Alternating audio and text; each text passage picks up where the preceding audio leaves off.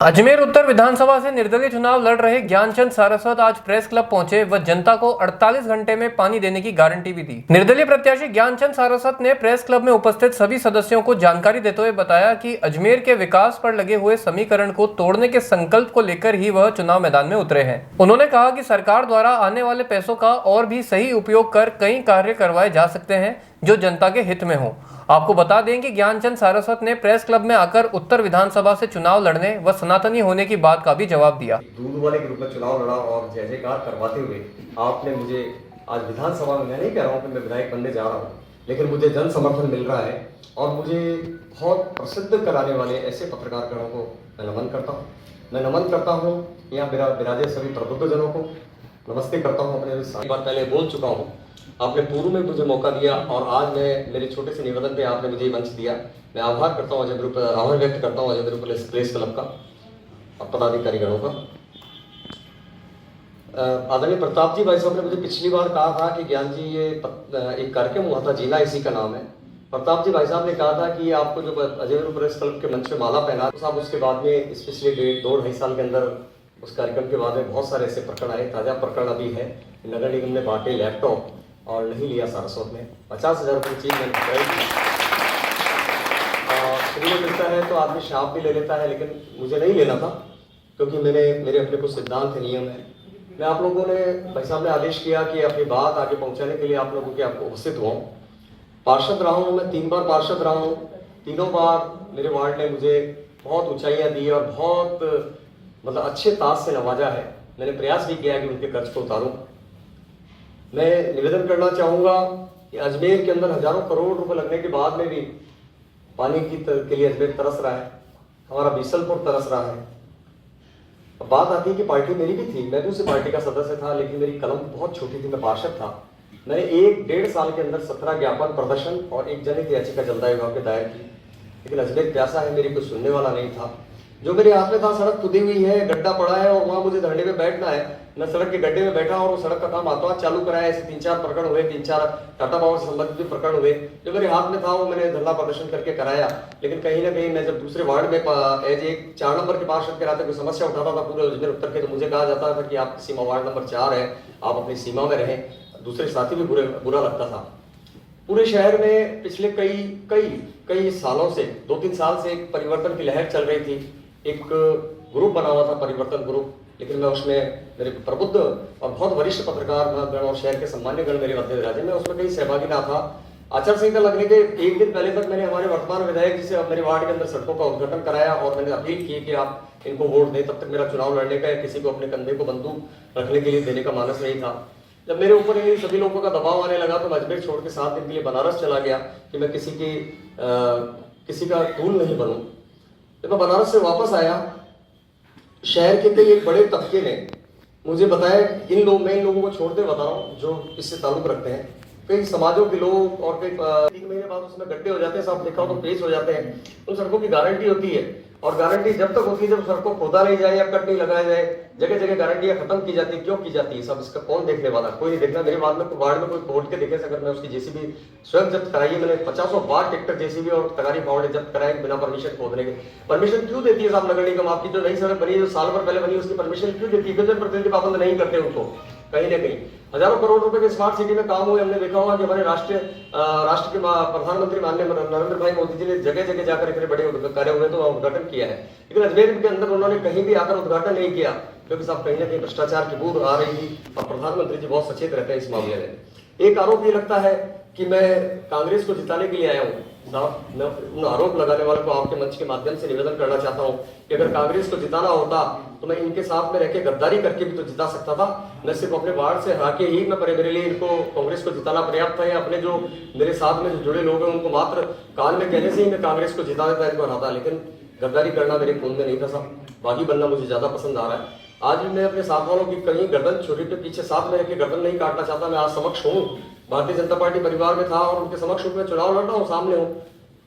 तरह तरह के आरोप लगाए जा रहे हैं कि सनातनी नहीं है साहब। भीलवाड़ा के अंदर कोठारी जी चुनाव लड़ रहे हैं, चित्तौड़ में आकिया जी चुनाव लड़ रहे हैं, महेंद्र जी रड़ौता चुनाव लड़ रहे हैं, कुंदन जी वैष्णव लड़ रहे हैं और कई लड़ रहे हैं।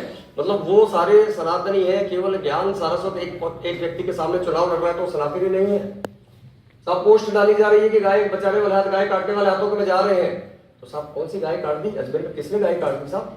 अजमेर उत्तर के अंदर, अजमेर उत्तर पैसे वालों का भी है, शोरूम वालों का भी है, गरीब का भी है, ठेले वालों का भी है, हिंदुओं का भी है, मुसलमान का भी है, सिख का, ईसाई का भी है।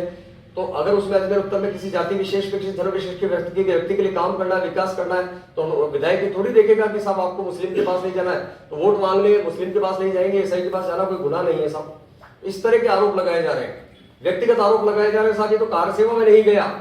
अरे साहब कार सेवा में नहीं गया तो आरोप कौन लगा रहा है? जिनके परिवार के वरिष्ठ सदस्य जो अभी दिवंगत हो उनके नेतृत्व में कार सेवा में गया हूँ, साथी जिंदा है, कोई बात नहीं साहब, मुझे ऐसा कोई दिखाना नहीं है।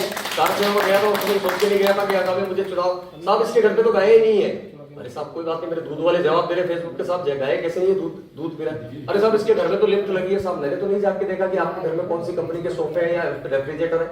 मेरे घर में क्या है? अगर मैं भ्रष्ट हूं तो आज भी मैं आपके मंच के माध्यम से उनको चैलेंज आह्वान करता हूं, उनको चैलेंज करता हूं, एक भी भ्रष्टाचार का आरोप इस ज्ञान सारस्वत पे लगाए। तब कहते हैं इसका एक वीडियो पड़ा है, इसकी दारू पार्टी की, मदिरा पार्टी की फोटो लाओ। मैंने जीवन में दारू की बोतल तो बाहर से देखी, क्योंकि अजमेर में रहता हूँ, आंखें नहीं बंद कर सकता, लेकिन अंदर से दारू कैसी होती मैंने नहीं देखी, चक्की मुझे पता नहीं होता। तो मैं कहता हूँ लाओ तो ऐसा मीडिया, ऐसे वीडियो लाओ तो सही। अभी एक महाशय ने फेसबुक पे कमेंट किया कि इस ज्ञान को गोली मार दो।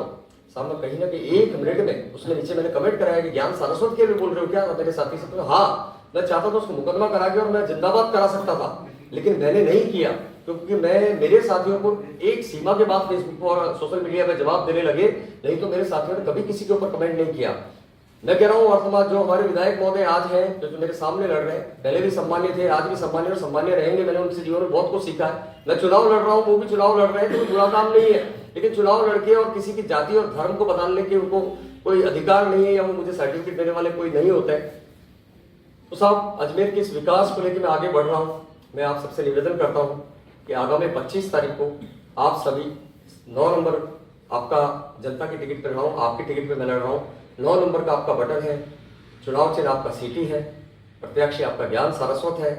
और साहब आप ही नहीं, आपके रिश्तेदार, आपके सगे संबंधी, मित्र मंडल सबसे निवेदन करें कि आगामी 25 तारीख को सीटी के वोट के ऊपर बटन दबाकर मुझे मतदान करें, विजय बने, विधानसभा में विजय।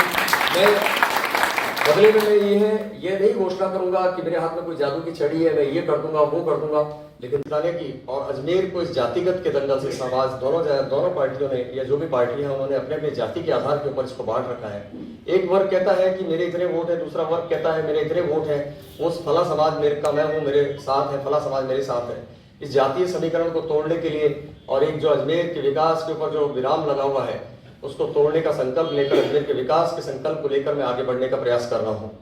साहब एक विधायक केवल विधायक नहीं होता है, विधायक को सरकारी जो पैसा आता है, योजनाएं आती है, उसके अलावा बहुत कुछ किया जा सकता है। पार्षद रहते हुए मैंने कन्या विवाह किया है और करवाए, ऑपरेशन करवाए, पानी की टंकियां बनाई, बड़े वृक्षारोपण कराए, सघन वृक्षारोपण कराए, लेकिन एक पद पे जाने के बाद आदमी कार्यक्रम जो सरकारी कार्यक्रम आते हैं उनके अलावा करना भूल जाता है। अगर वृक्षारोपण भी किए जाता है तो गुलमोहर, करंज और एलिस्टोनिया के पेड़ लगा के अतिश्री कर ली जाती है, जो हमारे लिए ज्यादा उपयोगी नहीं है। कहीं कोई पिछले जनप्रतिनिधियों ने आम के पेड़ या नीम के पेड़ या बर के पेड़ नहीं लगाए हैं, कहीं कन्या विवाह की इन्होंने नहीं किया। सामाजिक सहभागिता भी जनप्रतिनिधि की बहुत जरूरी है। सरकारी योजनाएं तो केंद्र से और राज्य से आती है, उनका क्रियान्वयन कराना तो एक जनप्रतिनिधि का धर्म होता है, कराना ही होता है, लेकिन उसके साथ साथ जो आम जनता के सामाजिक मुद्दे हैं उनके साथ सहभागी बन के और उनके हर कदम पे उनका साथ देने का संकल्प लेकर मैं आगे आया हूँ।